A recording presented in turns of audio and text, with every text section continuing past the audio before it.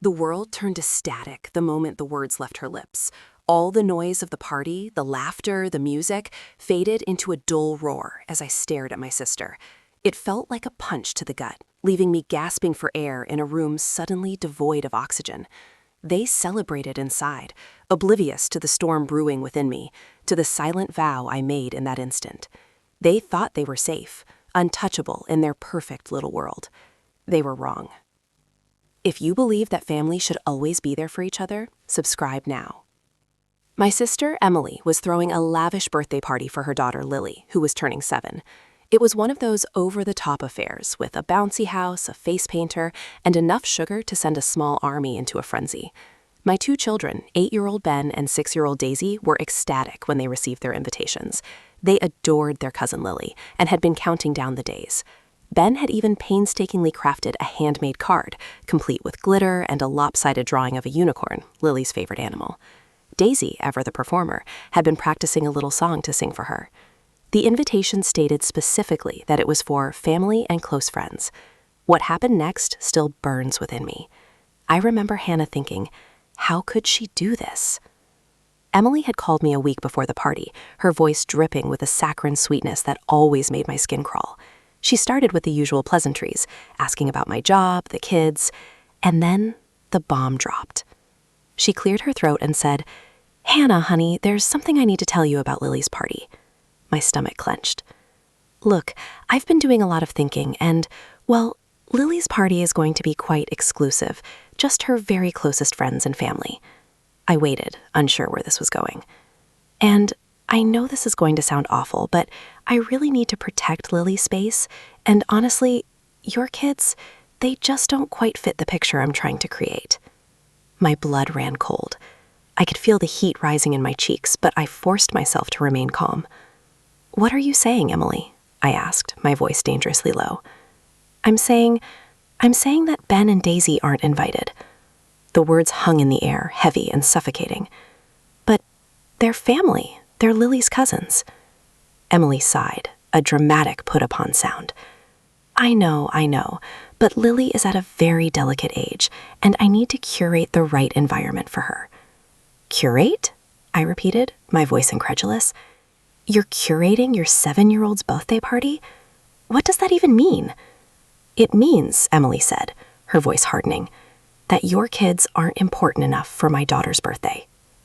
The person I trusted most was one of them." The phone slipped from my numb fingers and clattered onto the tiled floor, the sound echoing in the sudden silence of my kitchen. I stood there for a long moment, the words replaying in my head like a broken record. Ben and Daisy weren't important enough. My children, the sweet, innocent souls who loved their cousin more than anything, were deemed unworthy of attending a party.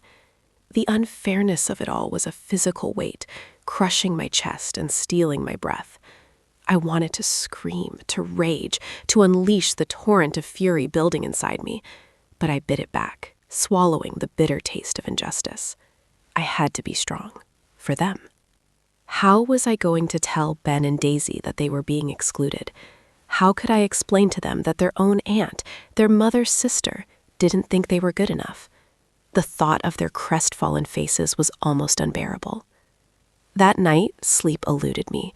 I tossed and turned, the conversation with Emily swirling in my mind. Each word was a fresh wound, reopening the old scars of our strained relationship. Emily had always been the golden child, the one who excelled at everything, the one who effortlessly charmed everyone she met. I, on the other hand, was always in her shadow, struggling to keep up, constantly being compared and found wanting.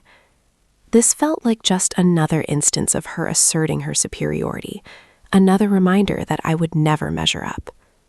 The hurt I felt for my children was compounded by the familiar sting of being second best, the perpetual outsider. I tried to convince myself that I was overreacting, that Emily didn't mean it the way it sounded, but deep down, I knew the truth. This wasn't just about a birthday party. It was about control, about maintaining a carefully constructed image of perfection, and about excluding anyone who didn't fit that mold.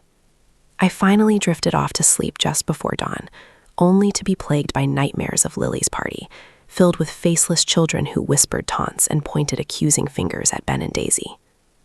The next morning, I forced myself to put on a brave face for my children. I made them their favorite breakfast, pancakes with chocolate chips, and tried to act as if everything was normal. But the weight of the secret I was carrying was almost too much to bear. Ben, sensing my unease, looked at me with his big, innocent eyes and asked, "Mommy, are we still going to Lily's party on Saturday?" My heart shattered into a million pieces. I managed a weak smile and said, "Yes, honey, of course. We wouldn't miss it." I knew I couldn't keep the truth from them forever, but I needed time to figure out how to break the news without crushing their spirits. As the week wore on, the tension in our house grew thicker. I found myself snapping at the kids over minor things, my patience wearing thin. I was consumed by anger and resentment, but I also felt a deep sense of helplessness. What could I do? Confronting Emily would only lead to more drama, and I didn't want to subject my children to a messy family feud. But allowing her to get away with this felt like a betrayal of my own kids, a tacit agreement that they were somehow less worthy than their cousin. I considered talking to my parents, hoping they could intervene and convince Emily to reconsider, but I knew that would be futile. They had always favored Emily, excusing her behavior and dismissing my concerns. They would likely tell me to just let it go, to not make a fuss, to think of Lily's feelings. But what about Ben and Daisy's feelings? Didn't they matter? One evening, after the kids were in bed, I decided to call Emily. I needed to hear her explanation, to understand why she had done this. I dialed her number, my hand trembling slightly. She answered on the third ring, her voice bright and cheerful. "Hannah, how are you? Are the kids excited about the party?" The fake enthusiasm in her voice made my stomach churn. "Emily," I said, my voice tight, "I need to talk to you about the party." There was a brief pause, and I could sense her defenses going up. "What is it?" she asked, her tone suddenly wary. "I don't understand why you don't want Ben and Daisy to come. They're family. They love Lily." Emily sighed dramatically. "Hannah, we already discussed this. I'm trying to protect Lily. She's at a very sensitive stage, and I don't want her exposed to certain influences." "Certain influences?" I repeated, incredulous. "What are you talking about? My children are well-behaved, respectful, and loving. What possible influence could they have on Lily?" Emily hesitated for a moment. "Look, I don't want to get into it. Just trust me. This is for the best." "No, Emily, I don't trust you. I don't trust you to make decisions about my children without consulting me. I don't trust you to treat them with the respect they deserve.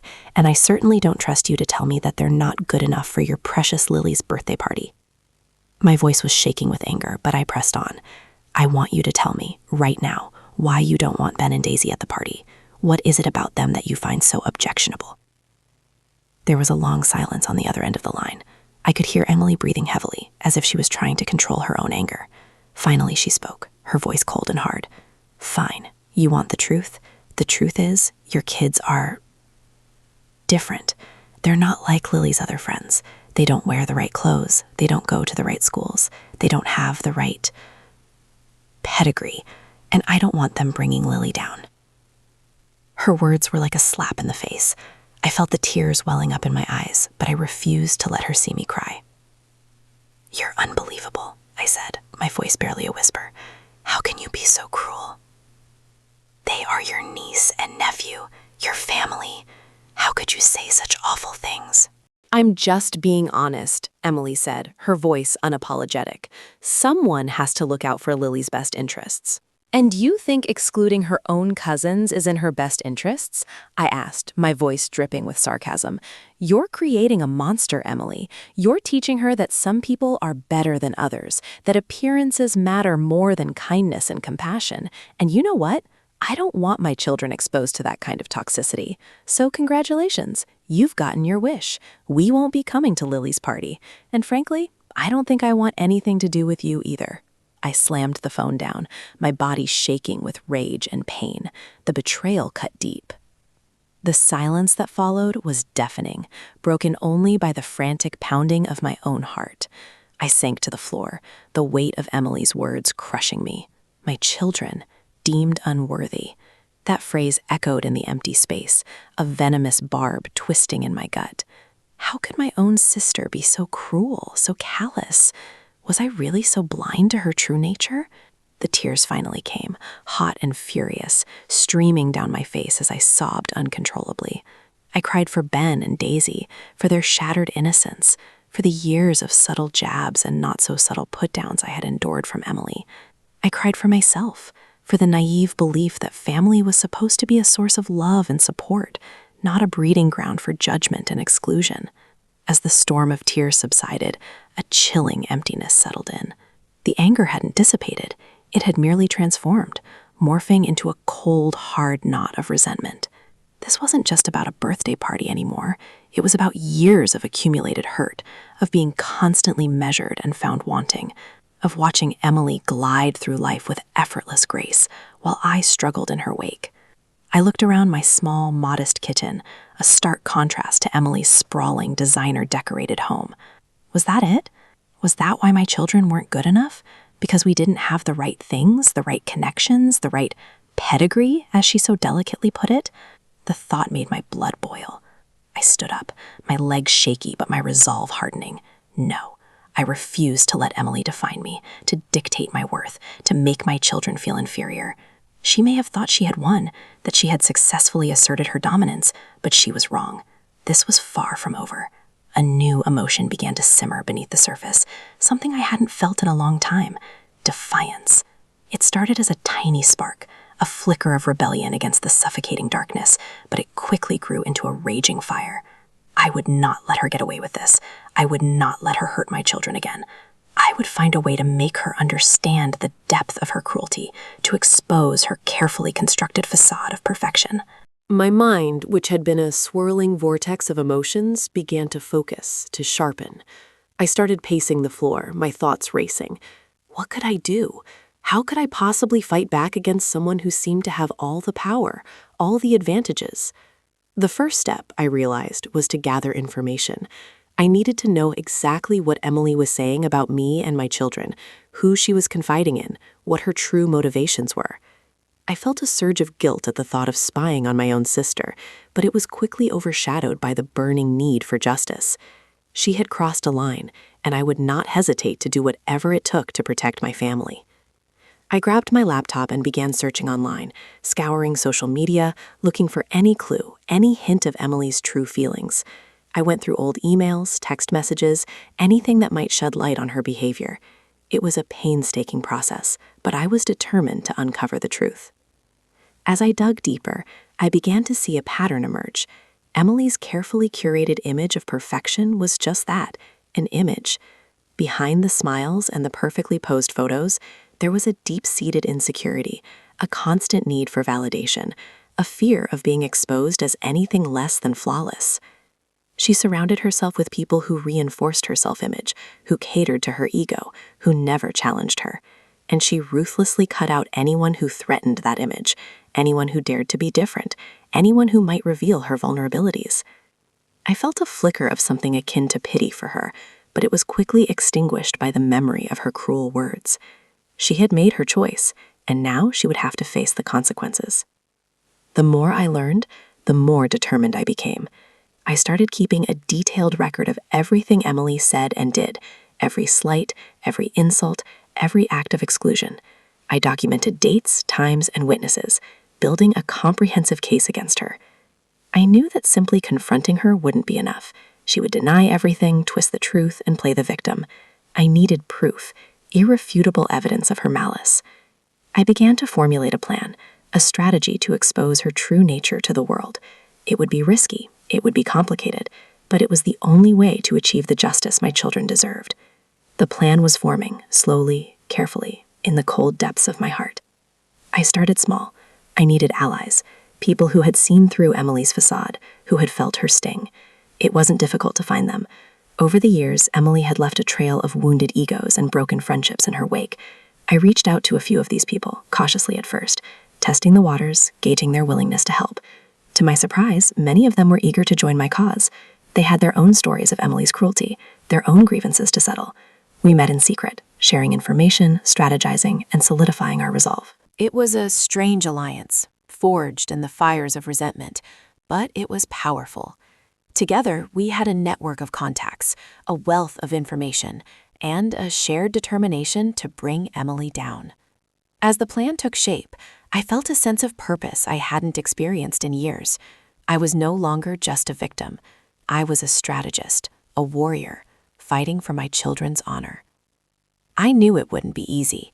Emily was a formidable opponent, skilled at manipulation and deception. But I was ready. I had nothing to lose and everything to gain. The day they betrayed me was the day revenge was born. My sister made a grave error. She underestimated a mother's love. She thought I was weak, broken, easily defeated. She was about to discover just how wrong she was. They broke me. I stayed silent. Because the plan had begun. I smiled. I played their game. But I was recording. The first phase of my plan involved gathering concrete evidence, something beyond whispered rumors and hurt feelings. I needed proof that could stand up to scrutiny, something that would shatter Emily's carefully constructed image beyond repair. I decided to focus on her finances. Emily had always been extravagant, living far beyond her means. I suspected she was cooking the books, using company funds for personal expenses. But proving it would be tricky. I remembered a conversation I'd overheard years ago, Emily bragging about how she had set up offshore accounts to avoid paying taxes.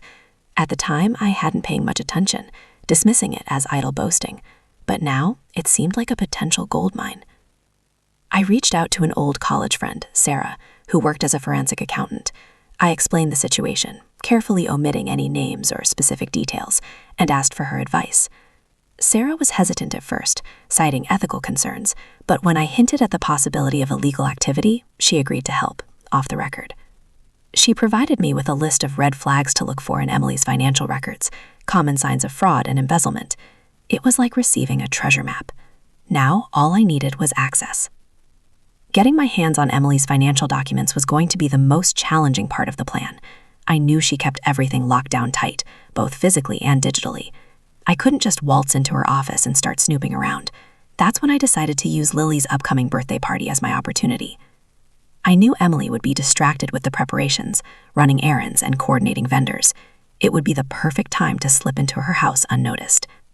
I enlisted the help of another ally, David, a tech-savvy friend who owed me a favor. David agreed to install a hidden camera in Emily's home office, disguised as a common object.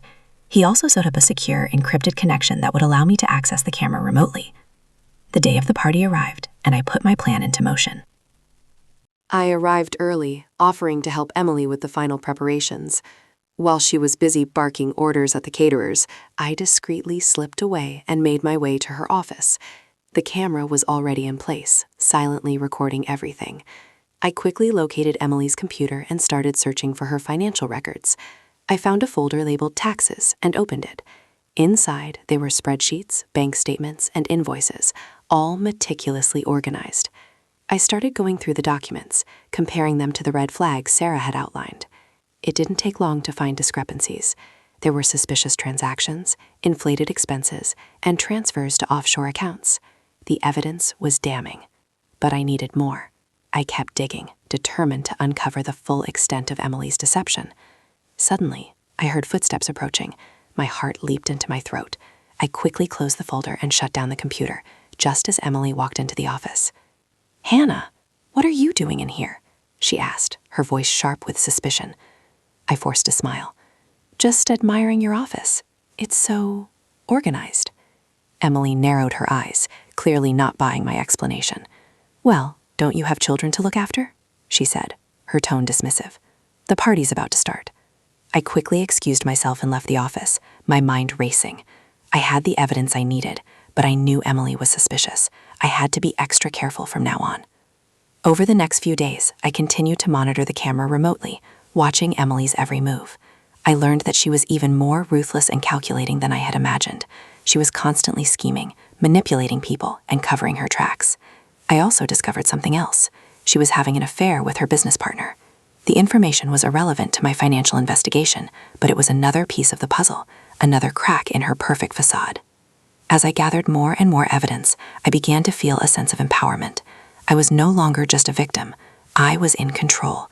I had the power to expose Emily's lies, to bring her down, to finally get the justice my children deserved. The anticipation was almost unbearable. I knew the exact day they tried to end me. I exposed the truth. Their biggest weakness? They thought they were untouchable. The affair, that was the key. The financial stuff was solid, but the affair, that was nuclear. It wouldn't just damage her reputation, it would obliterate it. Her husband, Richard, was a pillar of the community, a philanthropist, a man of impeccable standing. The humiliation would be unbearable for him, and the scandal would destroy Emily's social standing. I knew I had to be careful. Richard was no fool. He was fiercely protective of his family, and if he suspected anything, he would shut me down fast. I needed to present him with undeniable proof, something that would leave no room for doubt. I decided to stage a confrontation, a carefully orchestrated scene that would expose Emily's infidelity in the most public and humiliating way possible. I knew Emily and her lover, Mark, had a routine. Every Tuesday, they would meet for lunch at a secluded restaurant on the other side of town. I had been following them for weeks, gathering evidence, documenting their every move. I knew the restaurant, the table they always sat at, even the order they usually placed. This Tuesday was going to be different. I booked the table at the same restaurant, a table strategically located near Emily and Mark's usual spot. I invited Richard to join me for lunch, telling him I had something important to discuss. He seemed puzzled but agreed to meet me. As I waited for Richard to arrive, my heart pounded in my chest. I felt a mix of excitement, anxiety, and guilt. Was I doing the right thing? Was I about to destroy a family? But then I thought of my children, of the pain Emily had inflicted on them, and my resolve hardened. She deserved this. She had brought it on herself. Richard arrived, looking handsome and distinguished as always. He greeted me with a warm smile and a hug. "So, what's this important matter you wanted to discuss?" he asked, his eyes filled with curiosity. I took a deep breath and began to speak, carefully choosing my words. I told him that I had discovered something disturbing about Emily, something that I felt he needed to know. I explained that I had reason to believe she was having an affair. Richard's face paled. He stared at me in disbelief. "That's impossible," he said, his voice trembling. "Emily would never do that." I knew he wouldn't believe me without proof. That's when Emily and Mark walked into the restaurant. They were laughing and holding hands, completely oblivious to our presence. I pointed them out to Richard, my voice barely a whisper. "Look," I said, "see for yourself." Richard's eyes followed my gaze, and his face drained of all color. He watched in stunned silence as Emily and Mark were led to their table, just a few feet away from us. He saw them kiss, saw them hold hands, saw the intimacy in their eyes. The truth was undeniable. The blood drained from Richard's face. His hands were shaking. He looked like he was about to be sick. He stood up abruptly, knocking over his chair. I need to go," he stammered, his voice choked with emotion. "I can't believe this." He turned and fled from the restaurant, leaving me alone at the table. I watched him go, feeling a pang of guilt, but also a sense of satisfaction. The plan was working. The trap had been set. Now all that was left was to spring it. But I wasn't finished yet. I had one more card to play. I took out my phone and sent a text message to a local gossip blogger, someone I knew would jump at the chance to break a juicy scandal. The message contained a photo of Emily and Mark kissing at the restaurant, along with a brief description of their affair. I knew the blogger would publish the story within hours, and the news would spread like wildfire. Emily's carefully constructed world was about to come crashing down around her. The exact day they tried to end me was the day I burned it all down. The explosion was immediate. The gossip blog lit up the internet. Within minutes, screenshots and accusations were everywhere. Emily's phone blew up with calls and texts. I imagined her face, the carefully constructed mask of perfection cracking under the pressure. Richard, I knew, was already reeling. The public revelation would be the final blow. I didn't have to wait long to see the fallout firsthand. Later that day, I received a call from Emily. Her voice was shrill, barely controlled. "Hannah, what have you done?" she screamed into the phone. "You've ruined everything." I remained calm, my voice steady. "I simply revealed the truth, Emily," I said. "The truth you tried so hard to hide." She launched into a tirade of insults and accusations, but I didn't let it get to me. I had anticipated this. I simply hung up the phone. The next few days were a whirlwind. The story of Emily's affair and financial improprieties dominated the headlines. Her business partner, Mark, was fired. Her reputation was in tatters. Her social circle abandoned her. Richard filed for divorce, citing infidelity and irreconcilable differences. He also launched an investigation into her finances, vowing to recover any assets she had illegally obtained. Emily's life, once so carefully curated and seemingly perfect, was now a smoking ruin. I watched it all unfold from a distance, feeling a strange mix of satisfaction and sadness. I had achieved my goal. I had exposed Emily's true nature and brought her to justice. But the victory felt hollow. I knew that revenge wouldn't bring back the years of pain and betrayal. It wouldn't erase the scars Emily had inflicted on my children, but it would send a message that no one, not even a sister, could get away with hurting my family. The ultimate destruction came when the authorities got involved. Sarah, my forensic accountant friend, discreetly tipped them off, providing them with copies of the financial records I had obtained.